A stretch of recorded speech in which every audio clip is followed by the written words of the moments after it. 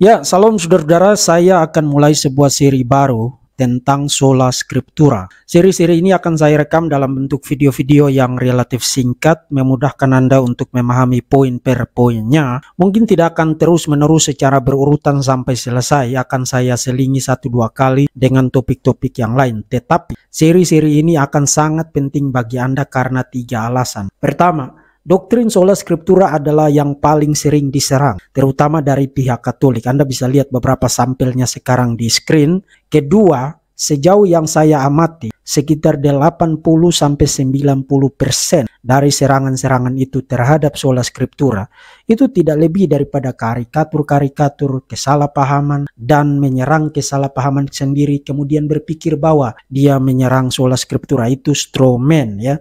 Termasuk beberapa sampel yang tadi saya perlihatkan saudara-saudara. Kalau saudara tonton isinya, saudara akan lihat mereka sangat luar biasa, sangat amazing dalam sembarangnya. Dan yang ketiga, pandangan alternatif yang diusung oleh pihak Gereja Katolik Roma yang ditawarkan untuk menggeser, menolak Sola Scriptura adalah pandangan yang tidak berdasar. Akan saya buktikan di sepanjang seri-seri ini. Jadi saudara-saudara, video-video pada seri Sola Scriptura ini adalah pertama, penggunaan hak jawab sebagai seorang apologet Protestan terkait dengan Sola Scriptura yang terus-menerus dijadikan target serangan oleh pihak Katolik. Dan yang kedua, penggunaan hak jawab sebagai seorang apologet Protestan untuk memperlihatkan bahwa pandangan alternatif yang memicu, mendorong mereka untuk menyerang Sola Scriptura, pandangan itu tidak berdasar sama sekali. Ringkasnya, ini adalah sebuah seri apologetik untuk posisi basic, posisi dasar dari Protestanisme.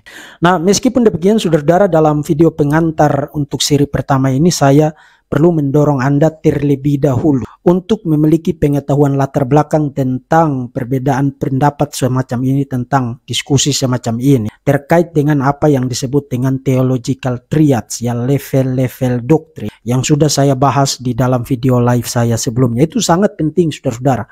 Kalau saudara tidak punya pemahaman tentang theological triad, saudara akan menjadi membabi buta, seradak seruduk, hantam kromo semua seperti satu dan sama, ya, dan itu bahaya sekali. Jadi materi itu sangat penting. Sekali lagi silakan tonton dan edukasi diri Anda. Nah, dengan pengetahuan latar belakang itu dan juga kembali kepada apa yang saya katakan tadi, karena seri-seri ini dimaksudkan untuk video-video ringkas secara berseri, maka dalam seri pertama ini saya akan bicara tentang pengertian dari Sola Scriptura, apa yang dimaksudkan dengan Sola Scriptura, dan yang kedua apa yang tidak dimaksudkan oleh Sola Scriptura. Kita mulai dari yang pertama, apa yang dimaksudkan dengan Sola Scriptura. Dan mengenai Sola Scriptura, Westminster Confession of Faith menyatakan seluruh rencana Allah mengenai semua hal yang diperlukan untuk kemuliaannya sendiri, keselamatan manusia, iman dan kehidupan, baik secara tegas ditetapkan dalam kitab suci atau dengan konsekuensi yang baik dan yang perlu,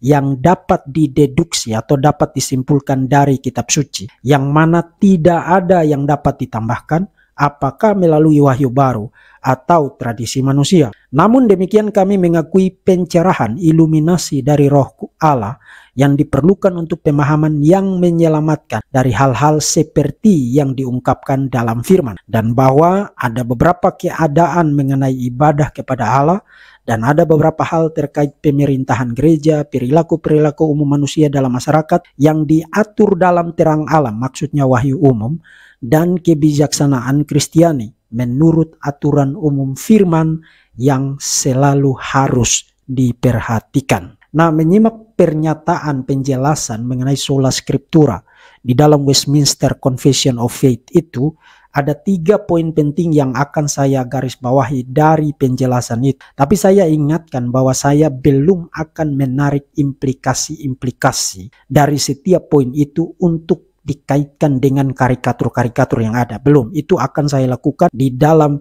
seri-seri selanjutnya. Nah, mengenai 3 poin yang bisa digarisbawahi dari Westminster Confession of Faith itu, pertama, Alkitab. Nah, Alkitab yang dimaksudkan adalah totalitas firman Tuhan yang tertulis, yang kita punya saat ini, 66 kitab kanonik. Jadi ini bicara tentang status dan otoritas tertinggi yang dimiliki oleh gereja setelah kitab suci selesai ditulis. Alkitab itu adalah firman Tuhan yang mutlak, tidak dapat salah, infallible, untuk hal-hal terkait keselamatan, terkait iman dan kehidupan sebagai seorang Kristen demi kemuliaan Allah Tritunggal.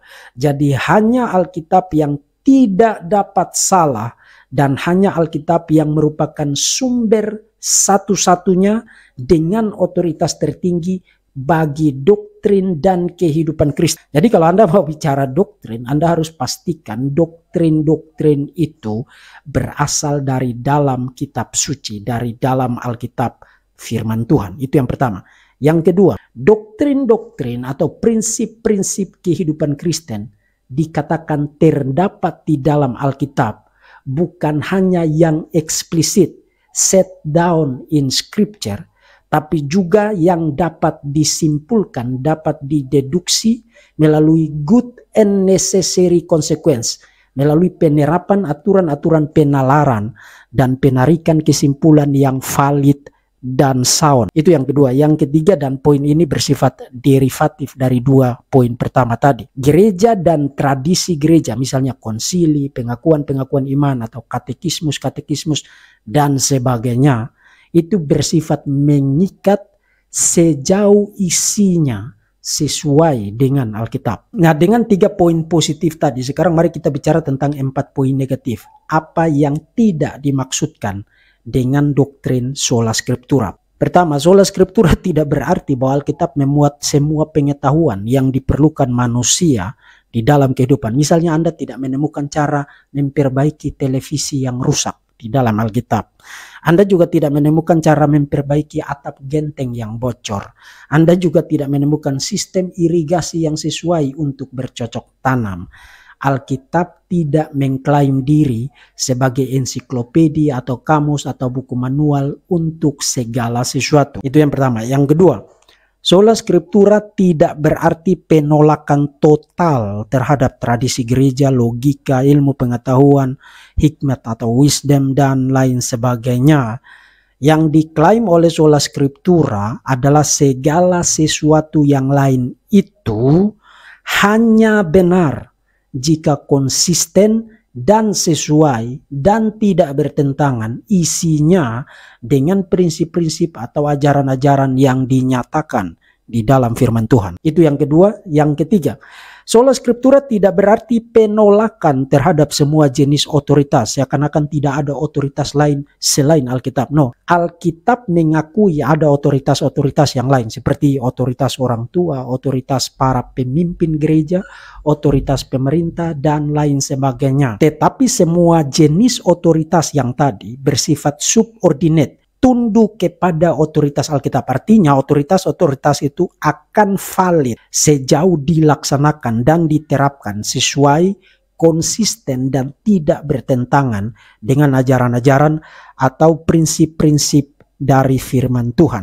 Itu yang ketiga. Dan yang terakhir, yang keempat, sola scriptura tidak berarti penolakan terhadap jenis-jenis pewahyuan yang lain selain yang tertulis di dalam Alkitab. Alkitab berbicara misalnya tentang pewahyuan umum. Alkitab juga bicara tentang periode di mana kitab suci belum ditulis dan firman Tuhan dideliver secara lisan, misalnya oleh para nabi, oleh Yesus sendiri, dan juga oleh para rasul. Itu satu periode yang sangat khusus di dalam sejarah pewahyuan. Jadi sola scriptura tidak menyangkali eksistensi dari jenis-jenis pewahyuan yang lain pada periode-periode yang sangat khusus itu. Tetapi ketika Alkitab selesai ditulis, tidak ada lagi model jenis pewahyuan lain yang memiliki otoritas yang sama dan yang tidak dapat salah seperti yang dimiliki oleh Alkitab firman Tuhan. Dan itu bahkan bisa dibuktikan dengan gampang, namun untuk kepentingan ringkasnya,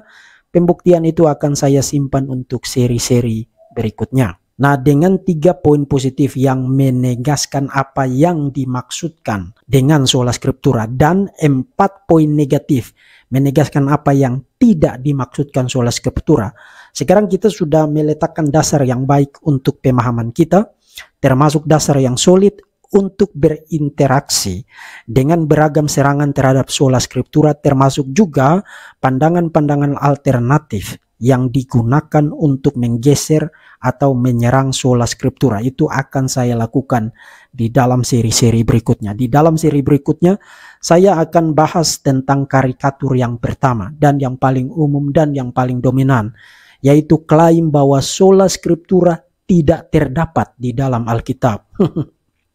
Nah, di dalam seri itu saya akan memberikan argumen-argumen biblikal dan teologikal untuk sola scriptura, dan sejumlah karikatur yang lain akan menyusul. Seperti yang tadi saya katakan, ini akan menjadi seri yang sangat panjang. So, sampai di sini dulu saudara-saudara nasihat awal saya.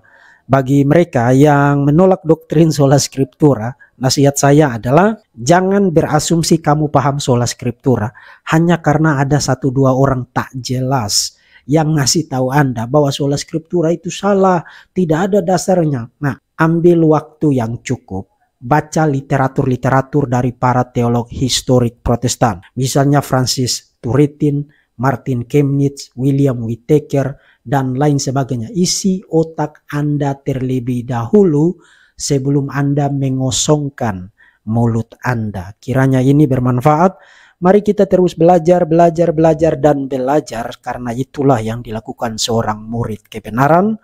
Allah Tritunggal, Bapa, Putra, dan Roh Kudus memberkati Anda sekalian. Salam.